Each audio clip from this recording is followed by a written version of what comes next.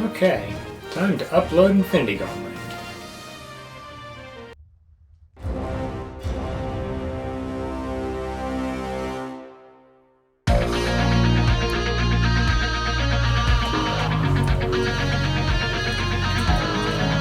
Start! Start!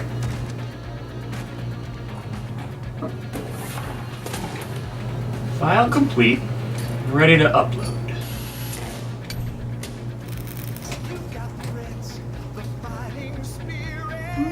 Why not?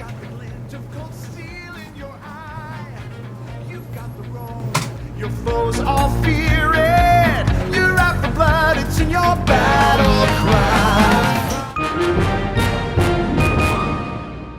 Materials for this prop include cardboard, poster board, duct tape, aluminum tape, bronze and black acrylic paint, bronze spray paint, water, paintbrushes, red, purple, green, blue, and orange oval craft gems, a large yellow craft gem, a stapler, small rubber bands, a Sharpie, a ruler, adhesive foam squares, a hot glue gun, half-inch brass fasteners, scissors, an X-Acto blade, and a pen or pencil.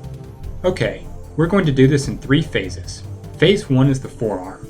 First, draw and cut out this shape, using the length from your wrist to halfway up your forearm as a guide. Unfortunately, there will only be so much guidance I can give you on templates, as everyone's hand is different.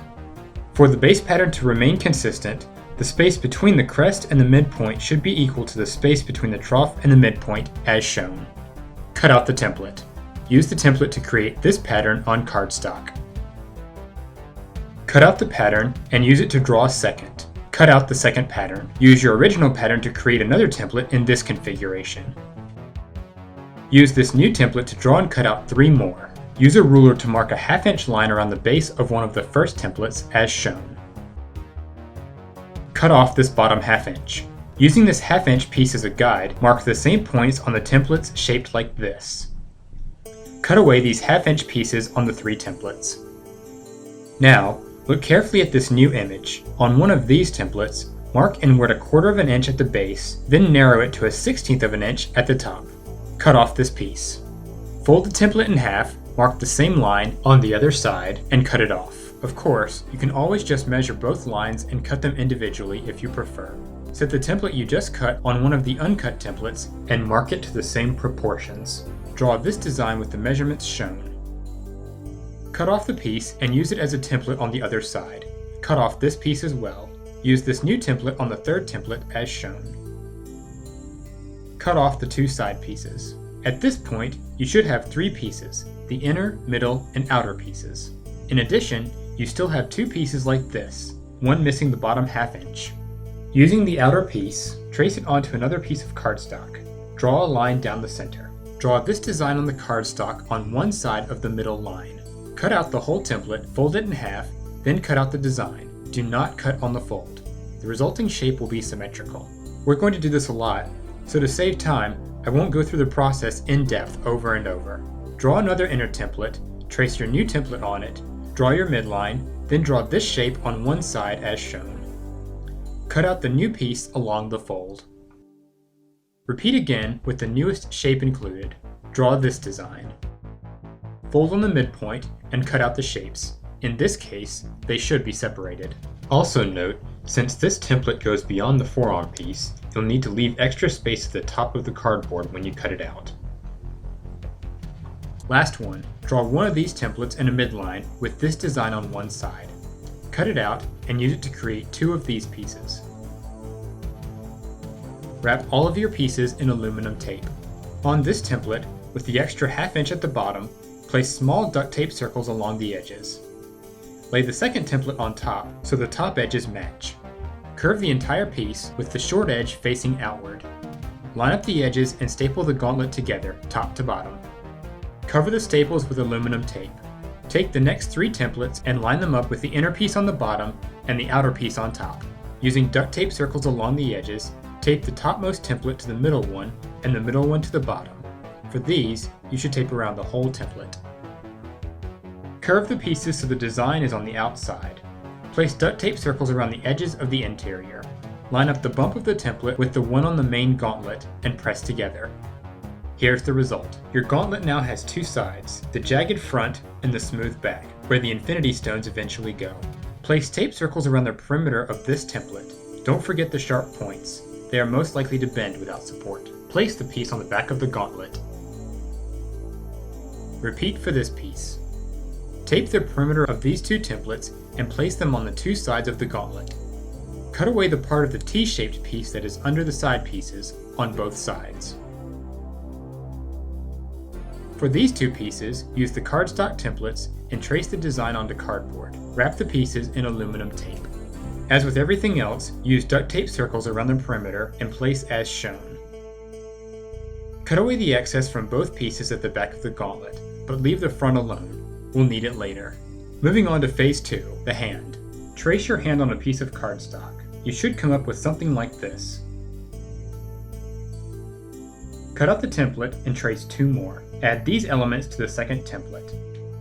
Lay the 2 palm pieces out as shown. Notice the bottom is spread further out than the top. Connect them with a piece of duct tape, leaving about an 1.25 inch gap, but again, you should really size the gap by your own hand, then give it just a little wiggle room. Attach a piece of duct tape from this part of the back piece to the front piece.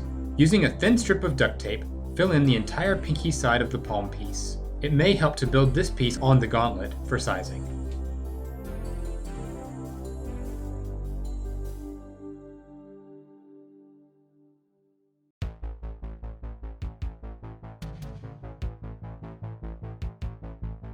Run thin strips of duct tape between your fingers on the palm piece. On the pinky side, cut a slight curve into the bottom.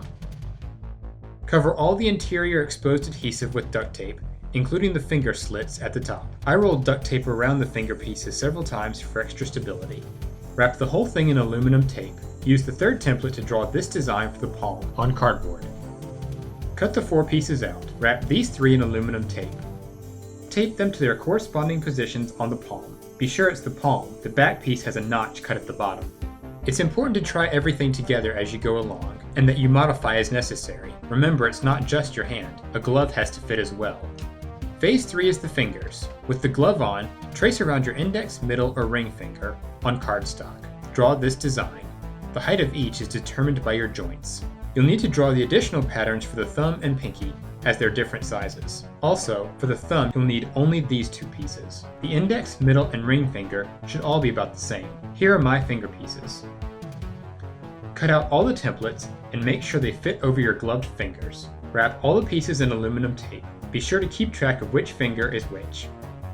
For the first 2 pieces, fold the sides in. For the topmost piece, fold the sides in, then fold the top half over the sides so it becomes a box with one open side.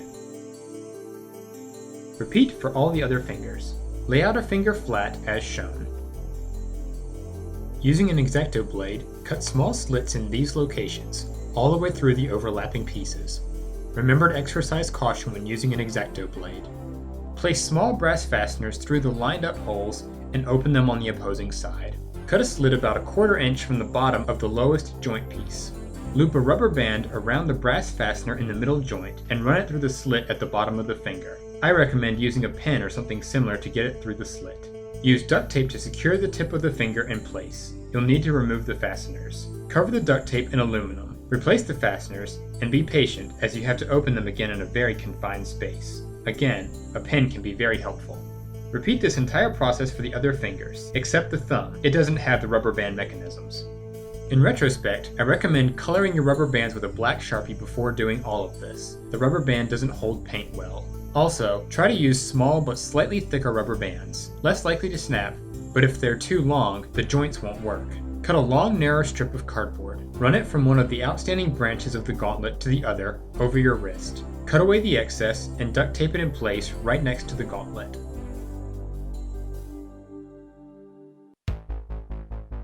Cut away the excess at the top of the branches on both sides. For extra stability, connect the piece to the gauntlet with duct tape. Wrap the piece with aluminum tape. Measure your hand against the gauntlet to figure out where your fingers fall in relation to it. Cut a slit in the narrow cardboard piece where the base of your middle finger will be. Place a brass fastener in the slit. With the loose side of the rubber band, loop it around the brass fastener.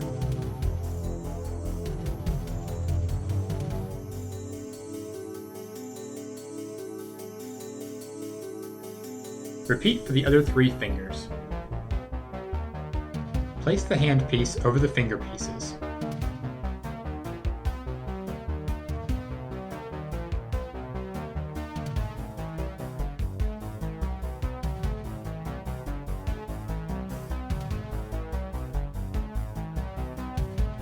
Use your thumb as a guide to draw these 2 shapes and cut them out. Wrap the pieces in aluminum tape. Attach the smaller piece on top and in the center of the larger piece with adhesive foam squares. Place an adhesive square on the bottommost section of the thumb and attach the new piece to it. It should line up like this. Run a length of duct tape from the underside of the thumb guard to the inside of the gauntlet, leaving about a ½ inch of duct tape between the 2. Wrap the strap in aluminum tape. Curve all the finger and thumb joints and cut away the sharp exposed edges when the fingers bend. Be careful not to cut into the brass fastener slits. And now it's time to move outside for paint. Always be safe when handling spray paint. Use goggles and masks at all times. Paint the gauntlet and the glove bronze. Back inside, use a hot glue gun to draw these designs on the gauntlet. You'll need to use the craft gems as guides to get the sizing right. In addition, I outlined almost all of the pieces of the forearm and the hand pieces.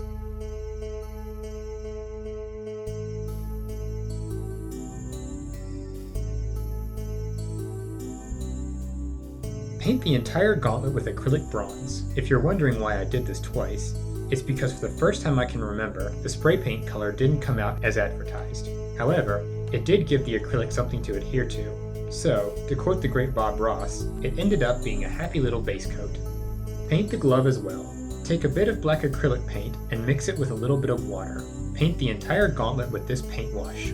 Attach the craft gems to the gauntlet with adhesive foam squares. And there's your finished Infinity Gauntlet.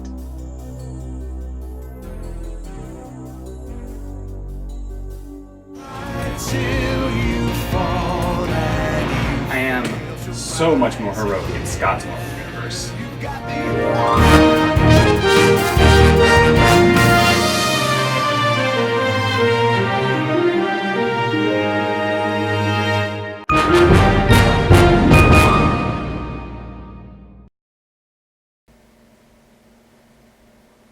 Huh. That was weird. Okay, what's next? Oh yeah. Dun dun dun dun dun dun dun dun dun.